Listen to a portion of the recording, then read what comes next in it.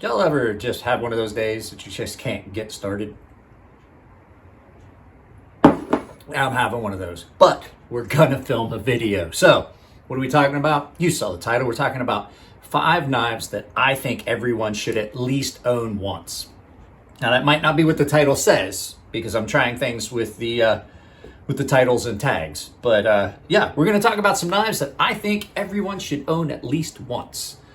But before we get into it, you know what time it is, guys. It's time to turn down the volume. Because here comes some music.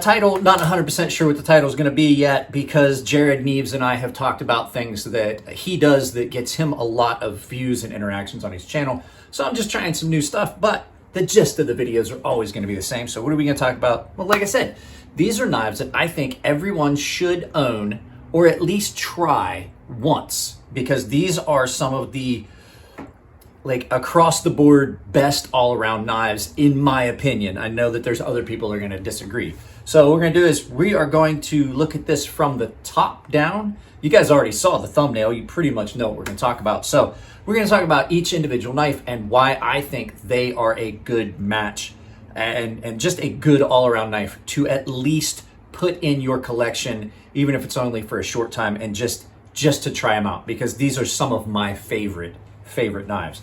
I've tried to keep this in a price range that's not too crazy. Most of these knives are at the lower spectrum, but you know, some of them are a little more expensive. So we're gonna look at that, and I will get you current pricing on these items if available, so that you kind of know what you're looking at. I will probably do that at the beginning of the knife and just show the overall price. We're not going to do any specs. We're not going to do any height, weight and size comparisons, but we are on the mat where we can actually see some size and just get a rough estimate. So, all right, guys, let's turn this around and let's start looking at some of these knives. All right, guys, so the first knife we're going to look at, and I think everybody knows, this is not just I think everybody should have one. This is a knife I think everyone should own at least once. Just your general Swiss Army knife. This is I believe this one is the Tinker. I have several Swiss Army knives. My daughter has a couple Swiss Army knives. This is just a good all-around knife. Good thing to have in your collection. Good thing to carry in your pocket. These do spend a lot of time in my pocket with other knives because it's just so useful, multifunctional. You've got everything you would need. You got a little screwdriver, can opener, bottle opener. You have like I said, bottle opener, flathead screwdriver, larger flathead. That was a small flathead. This one has a pair of scissors, large blade, small blade for smaller tasks, and then when you get to the backside, you have a Phillips head screwdriver. You've got a hook for, if I can get underneath it, a little hook for pulling line through things, and an awl for doing the leather punching. And a little thing that a lot of people didn't know, there's a little hole right there on that screwdriver side. That is not by accident. That is so that you can have a small little sewing pin for marking things and put it down in there, along with the fact that you have a pair of tweezers. This is my first Swiss Army knife did not have these items, and a little plastic toothpick. So good all around pocket knife that is just going to come in handy. I can't tell you how many times I've used this. It's just impossible to measure that, because it does have, it's like, this I would consider actually to be my favorite multi-tool. So there we go.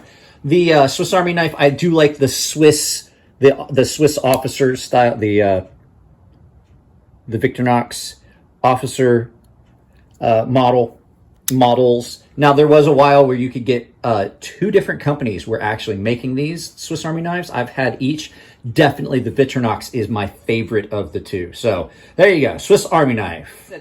The first knife was a knife that I think everyone should own, just because how functional it is. The rest of these knives are knives that are just, these are knives that you could just try out and probably get away with not actually owning. But the next one that comes into mind, this is the CJRB RRHEA.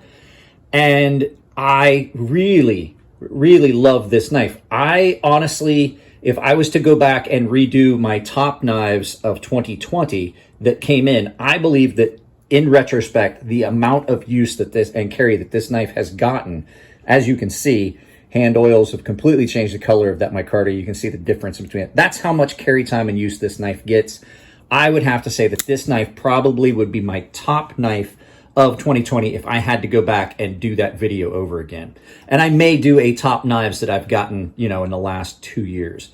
CJRB RRHEA, made in an AR RPM 9 steel. Let's take a look. You can see it here on the scale. Here you're just looking at just under 7 inches overall. Nice little utility folding knife that is just a good all-around gentleman's work knife. Doesn't take up a lot of space in the pocket.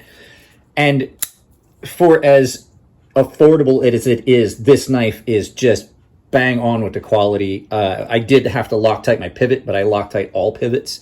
Action on it's great. This steel sharpens up. The blade has just got a great, great, great shape for a lot of tasks. So there you go, the CJRB RRHEA. And like I said, I'm going to put up price tags in the video in post that shows the price. That way I don't have to look it up and tell you about it right now. So the next knife we're going to talk about, now mine has been modified. You cannot get a Gent like this. This is the Ferrum Forge Design Gent that was released on Mass Drop. This is from the very first drop. I've had mine since they first came out. Mine is serial numbered because it's no longer Mass Drop, it's just drop. Mine is number 313. And this gets a lot of carry as well. You can see the blade's got some patina to it. But this was just a really, really good gentleman's knife that Chris and Elliot came up with. They released it through drop. If you don't have one, you should probably look at getting one. They are probably one of the most, I don't know, underrated little gentleman's carry. Not real big, just like the RRHEA. It doesn't take up a lot of space. Blade shape's really good. It's really reliable. It takes an incredibly good edge because it's nice and thin. Not quite as thin as some of the other knives I have, but, and it's an attractive package. It's just a really good all-around knife. So you're looking at closed, you're looking at about 4 inches. Open, you're looking at about the same as the RRHEA, actually just a little bit longer, just shy of 7 inches overall. Doesn't take up a lot of space in the pocket. Action on it's really good. I like the fact that they used a scale overlay, just like the RRHEA. What you get is that shadow box effect with the redacted scales, so you can see the liners all the way around, and it gives it a good look. And like I said, you can see that as well on the previous knife. I'm a big fan of that kind of almost shadow box effect. So the Ferrum Forge Gent, released by Mass Drop. You may have to, I'm not sure about availability on this one. You may have to try and find it on the secondary market. So the next two knives are going to get into the higher price point area of knives. I do know that I've stayed kind of budget with the first three. And I do have an honorable mention before we get to my number one. So this is a knife, and you guys know I am historically not a fan of Benchmade. I don't like their business practices. I don't like their quality control, but I do have to say I have always loved the Osborn 940 in all its iterations. The aluminum was my favorite. I wasn't a fan of the color scheme. As you can see, I've actually kind of changed mine. Pardon me. Did black ceramic. I actually swapped the blade with an S90V blade. I personally think that this is the perfect combination for this knife. Aluminum scales, not green, not purple back here, and an S90V blade. This is one of my favorite designs because it gets you so much. It is a little thick because it is not a very broad blade, so it doesn't have a lot of transition. But that S90V takes such a keen edge, and I have, I've brought that edge back and thinned that behind the edge a little bit just by the way I sharpened it. These things are great, and the nice thing about it, it is a very compact package, but you're getting a full-sized EDC. You get a full-sized knife in a package that is, really small in pocket. And I do have to say, for all the things that I complain about it, I do like the function of the access lock on how it can get you can rapidly deploy. But one of my favorite things is, people always complain about locks. This actually gets you out of the drop of that blade. You don't have to manipulate something here. Compression lock as well. But my issue is it's not as reliable as some other lock designs. And, with Benchmade, you always have to play around with, if you do anything with it, if you pivot, you have to play that little game of how tight do I want the pivot so I lose most of the blade play, but I don't lose my action. So it does have some faults, but still great knife. I recommend everyone at least try one once, because it is and it's light. It's so light for such a big knife. So you're looking at, on this one, just shy of 8 inches overall length. I mean, just shy. Like I said, just shy of 8 inches overall length on this, in a very, very slim package that really doesn't feel like it's that big of a knife. So let's go ahead and bring in the honorable mention, because this knife, I feel, is a knife it's probably one of the best knives on the market. It is by far the best production knife I have ever owned. Not that the Sebenza is not a great knife, which you're going to see next, as you guys know, because you saw the thumbnail, but just all around bang for your buck. Just a great knife. The RRHEA Horizon D, either in full titanium or in carbon fiber on one scale. It's just all around attractive, useful, well built, super comfortable. And like I said, I have redone the anodizing on this. It takes a great edge, has a really beautiful profile and lines, and the action on it is, just listen to that. Listen to that. How can you go wrong with that? So, the only issue with this knife right now is that it's limited availability. Now, this is a big knife. So if you look at this is just shy of 9 inches overall. I mean, maybe a quarter of an inch, eighth of an inch less than 9 inches. So this is not a little tiny knife. And that would be one of the reasons also that it might not be for everyone. And I'm not saying everyone should try it, but if you get your hands on one, at least if you know somebody owns one, at least give it a feel and try it out and see what I'm talking about. These things are just incredible knives. All right, so finally, the top tier knife. This is the knife that I think everyone should own at least once. I'm not necessarily, but I'm saying give it a shot. If you can borrow one from somebody and try it out, this is probably, I'm not saying it's not a super great production knife, but I'm saying this is the knife that if anyone asked me for a great all-around knife that's going to hit all the little wickets of what you would want in a carry knife and work knife, from blade, the attractiveness of the blade profile, the clean lines, the fit and finish, and everything like that, for a just rustic work knife, full titanium frame lock, runs real smooth on those phosphor bronze washers.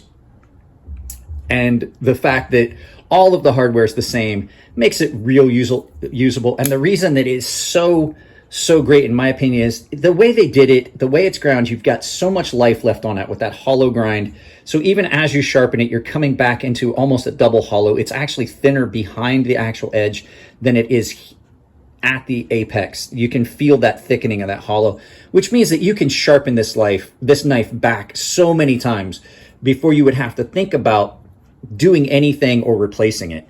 And the fact is that the way that they run their S35 VN in these, it still takes a really keen edge, but it also is still done in a fashion where you can still sharpen this on the fly. A lot of people complain about the steel and how it was run in the Rockwell, and my take on it is, this is a work knife. Sebenza is the South African word for work. And to be able to have a knife that you can easily touch up just on a stone, it doesn't require a lot of maintenance. It runs really true and great. It's, the specs on it, everybody knows how tight they stick to tolerances at Chris Reeve knives. So just everything about this knife makes it probably one of the most reliable folding knives you're going to come across, which means that's why it's at my top for knives that I think everyone should try out at least once. This is the second one I've owned. I had one that was in the old BG 62 steel, I believe. It was one of the classics, and it was a little bit different. This is in their S35 VN. I sold my old one and then immediately redded it and then purchased another one. So that should tell you something. This is the second one of them I've owned. So we will definitely have to put this one at the top tier of things that I think everyone should try at least once. So, all right, guys, let's go ahead and bring this up and do some final thoughts on this video. And I will get this done and out to you guys as soon as possible. Like I said, guys, these aren't the end-all, be-all of knives, and I guarantee other people have their own opinions about knives that everyone should have. These were just ones that I have that I personally think just are about the best showing of, from medium price point up into some of the more expensive, of knives that I would never want to really part with, or that I don't think that my collection would ever be without. Just some of those ones, like there's things in my case that I would never be without, but for different reasons. But these are just your all around really good, top end useful knives. And like I said, especially the one that I think everyone, honestly, the only one that I think everyone should definitely have in their collection is a Swiss Army knife like this. One of the little, I don't like the little itty bitty ones as much. They're not as functional, but these are just great all around. Small package, has so much built into it that it's just something I don't think I could ever be without. As a matter of fact, I have 3 and my daughter has 1 or 2. So there's like 7 Swiss Army knives here in my house total, you know, because I have some of the small ones. I'm not counting, I'm just saying this size. There's 5 of this size, and then I've got a bunch of those little ones, the keychain ones, things like that. So I even have a Swiss card, which had the ruler, the scissors, the small little knife, and some other stuff in it. So yeah, guys, that's it. That's the video. If you like the videos, give them a thumbs up. If you don't like them, give them a thumbs down to tell me why. I really appreciate it if you'd share the videos with other people. And like I said, don't be surprised if you notice in the future that some of the titles are kind of different than what I talk about in the video, because I'm thinking about how the algorithm uses the title and the tags and things like that. So just bear with me while I'm trying to figure some things out. So yeah, that's it, guys. If you like the videos, give them a thumbs up. Like I said, there is an applause button down below. There's also a join tab. And if you guys have not noticed, I have a watermark in all of my videos. If you don't want to wait till the end of a video to subscribe or have to hit the bell, if you click on that, it brings up the subscription options right there. So guys, I love you all. Take it easy. I'm going to try and film another video today and have it ready to go out to you guys. So y'all take it easy, and I'll see you in the next video.